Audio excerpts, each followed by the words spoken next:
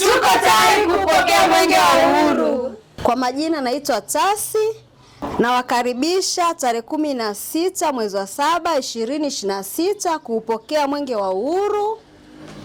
Tanzania ni yetu sote, tushikamane kwa pamoja kuleta maendeleo. Niko tayari kuupokea mwenge wa uhuru. Habari yako? Nzuri dada yangu, habari yako? Salama. Unaitwa nani? Naitwa Mzee John James Leonard. Unaelewa nini kuhusiana na mwenge? Naelewa kwamba mwenge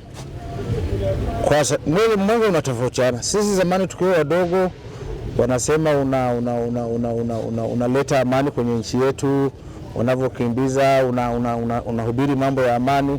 Lakini sasa hivi tumeona umebadilika tena, unafungua miradi ya maendeleo. Kiongozi wa mbio za mwenge sijui amekuwa zamana kubwa sasa hivi. Mbona maeneo mengine yakifika hata kama ujenzi haujao vizuri anakataa?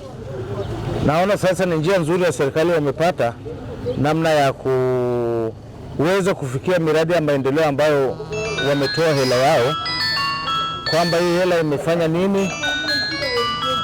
Unapokuta ujenzi unakuwa haujaenda kwa kiwango, mwenge unakataa kufungua. Maana yake nini?